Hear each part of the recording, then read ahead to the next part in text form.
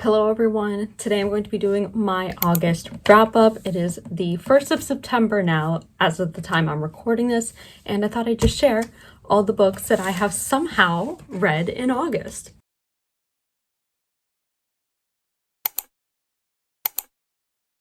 This is record breaking for me. I read a total of 9 books. 1, 2, 3, 4, 5, 6, 7, 8, 9. So let's just start off with the first one on top of this list, and it is Dance of Thieves by Mary E. Pearson. Very famous book talkie fantasy romance YA book. It is a duology. Is it underrated? Is it overrated? Or is it like just right? My opinion, I'd say it's like just right, if not just slightly overrated. I think it was a really good time reading this, but it's not something I think I would just like naturally pick up and reread again and again and again. But I don't think I will buy the second book because it was quite lengthy at times. I think a lot of parts could have been cut out indefinitely to make things a lot faster, but I think the romance between the two main characters was very believable, likable, and it just grew really nicely on me. And obviously I annotated as well. Like, I'm starting to get more into annotating. I used to be the person like, I do not want a single nick or bent page in any of my books because I would freak out, but I feel like now I've kind of been a bit more accustomed to marking it, but it's more so to give my ideas. But my version of marking it is still far reached from what most people do and like fully cover the page in annotations. I still do it like minimally, but I do it to my style. So this book I think I gave out 4 out of 5 stars. Really solid read. I think I would recommend it for people who are new to the YA fantasy genre and want a bit of romance in their story. I think it has really inviting female characters that a lot of people would like. Knife to the throat vibes if that's like something you like. And there is a subplot of betrayal. Multiple betrayals, by the way. Book number 2 on this list. It will be... what's it called? Miss Peregrine's Museum of Wonders by Ransom Briggs. Now this book, quite frankly, I don't know why I picked it up. Actually, I do. And yet somehow I wanted to read this. I did not rate this book because this is more of like an encyclopedia / guide to reading Miss Peregrine's world, because it just lists all the lore and the magic, things you should know about the world itself to get more familiar with the story and kind of help you along with your reading journey. Like I said, unrated because I frankly don't know how to rate this. And there's lots of pictures, so that was a fun time. When I tell you I read that book, read is a very loose definition. I would like to say skimmed. The next 2 books I read were graphic novels. So the first one I want to mention is Guts by Rana Telgemeier. Now, she was the author who wrote Smile, Sisters, and Drama, and all these other ones. Now, this was a vital part of my childhood, and I saw it at the library, and I was like, I've never read this one before. So I was really interested, and I wanted to read more graphic novels to kind of get into it, and I feel like it's a fun time because you have a bunch of pictures, but I like how likable her stories are. It's so easy to just fall in love with the characters and how relatable their stories can be, especially the main character. She kind of has a bit of anxiety when it comes to quite literally throwing up because of a bad experience she had in the past, and just the idea of gagging or being unwell, sick, gives her such stress in life that she becomes mentally and eventually kind of physically unwell because of it. And it really affects her social life as well as academically. And we see her kind of persevere through that and kind of grow as she goes to therapy. And it's just like a really good time. I really did enjoy this.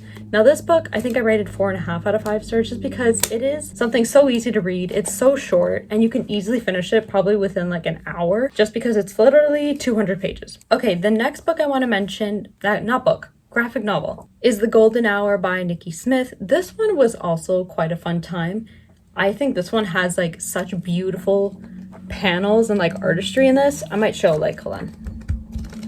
Like, it's just so beautifully constructed, and I love the vibes of this. It's very wholesome, aesthetically pleasing to look at, and it's just really sweet. So basically, similar to Guts, we have a main character. His name is Manuel, who actually also has PTSD / anxiety from a traumatic event he just experienced not too long ago. And coming back to school, it's a really stressful time for him. But as he learns to kind of cope with it over time, his friends help him out. But what's really sweet about this is that they're all really close, and they have this farm that they go to, which one of the friends has.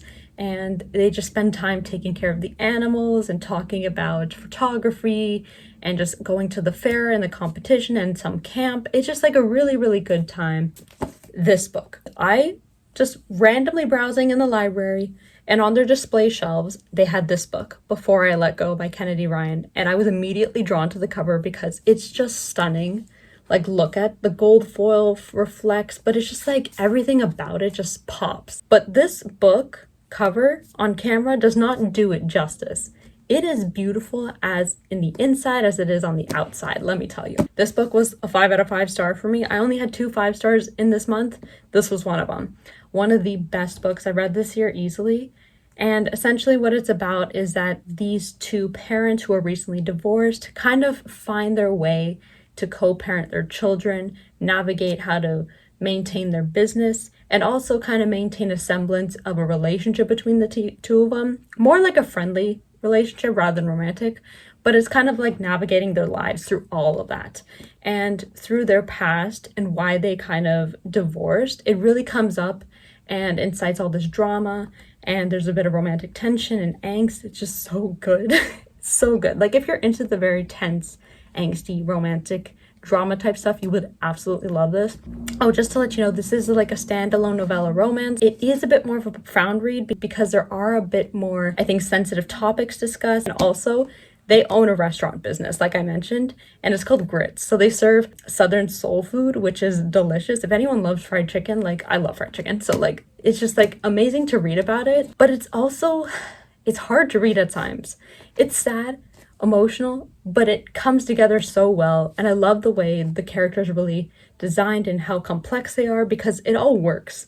Their kids themselves kind of go on this journey with them because obviously they're very actively involved in their lives because they're their kids. But it's just amazing to see how these characters grow, how they grow through each other, and how they kind of raise their family through all this chaos. So the next book I want to show you is actually the one I read the most recent. Like I mentioned before, it is The Brothers Hawthorne by Jennifer Lynn Barnes, the 4th installment to the Inheritance Games series. This one was a fun time. It wasn't the best book I read in the whole series, but it was, I think, an enjoyable read to say the least. I give 4 out of 5 stars, and I did make a spoiler-filled review/rating vlog on it, so go check it out if you're into that. So if you didn't know, this is essentially featuring the perspectives of Jameson and Grayson Hawthorne following the events of the final gambit. In this book, these two were kind of off on their own, doing their own adventure and figuring out their own mysteries and riddles. I'm not going to say too much more than that because I feel like it would be a little bit more spoilery, but definitely read this if you're a fan of the Inheritance Games. I feel like the riddles themselves are really interesting. I found that I could follow along a lot better with them than I did the other books, so they're pretty easy to understand and figure out. I like that there's more characters kind of involved in the story, and we see the reappearance of some older ones that we all know and love. Okay, so the next 2 books I read were part of a series, and that is This Woven Kingdom by Tahir Mafi and its sequel, These Infinite Threads. Series is inspired by Persian mythology/culture, specifically a book that is called the Shahnameh, which really inspired this story. Now, I've never read that, but I know that's where the author drew inspiration for this book from. The way the story is told, like, it's weird because when I think about the tropes in this and just like the nature of the story, like, it is a slow burn, it's kind of insta-love, and then it's taking a while to get through it because there's not too much plot revealed and everything's very vague. Like, you would think, like, because of that, I would not like this book at all. But for some reason, I really liked it. The first book I gave, I believe, 4 out of 5 stars. It is a little slow, but I feel like because I really like the romantic interest in this book and just the way things are kind of played about, I was really intrigued and I just quite honestly could not put it down. And then we got to the second book where the tropes and the vibes are just like peak. It's just amazing. But let me tell you, plot in this book is like non-existent, to say the least. Like most people say, it feels like a filler book because not much happens, but a lot does happen. If you read it, you know exactly what I mean. Because it is a love triangle in like both of these books. I'm rooting for the second half of the love triangle, mainly in this book, because it just makes more sense, because insta-love isn't really a thing in this, and they've definitely had more than a 5-minute conversation to discuss their feelings, in my opinion. But here's the thing. I am excited to read the third book, and I hope it's longer than this one, because this one was barely 300 pages. This one was like 4. And I heard the next one is going to be like 4 as well. So I hope it goes better. And I'm very excited for that. The last book on my August wrap up is going to be The Stolen Heir by Holly Black. This one, lucky number 9, what do I tell you? If you know that I've made a reading vlog about this, you would know that I actually DNF'd this book about 30% of the way through. Why I decided to pick this up, let me tell you. So I was in the middle of my 24-hour reading vlog, and what happened is that I had literally 3.5 hours, maybe like 2.5 hours left of the time. And the thing is that for that amount of time to start a brand new book, which is usually like 400 to 500 pages, takes way longer than that. And I wanted to complete another book within that time frame. And I was thinking, like, what book did I start that maybe I could finish within that time? And I knew I was a third of the way through. So really I had probably like 200 pages of this left. And I was like, I could finish it. If I just put my mind to it, if I just focus and just eliminate all distractions, I could finish this. I could really read this. And that's what I did. So I read it. Not to say that I liked it that much, but I read it anyway. So I rated this, I believe, 2 to 2.5 out of 5 stars. Let me tell you, my relationship with Holly Black is just going down the drain, let me tell you. It all started Book of Night, biggest flop ever. And then we had the reread of The Cruel Prince. That turned out bad. And then I had this to read. Here's my thing. It's not that it's bad. I just could not care at all about this book or the characters. Like, I really don't care. There's something about the way she writes that it's a little slow. It's a little vague. And it's just, I don't know. There's something about the characters that I'm just not particularly intrigued about. It's weird because I used to really like the Cruel Prince series back in the day. Like, I have all those books. So if she does end up releasing the sequel to this, I will never read that. Let's not say never. I just won't read it at all. Do I recommend other people to read it? I feel like if you're a fan of her writing in general, definitely pick it up. It's just like The Cruel Prince. It's just something I'm not particularly interested in anymore, but it's nice to have on a shelf because it looks nice. That basically concludes my August wrap up. Thank you so much for watching. Peace.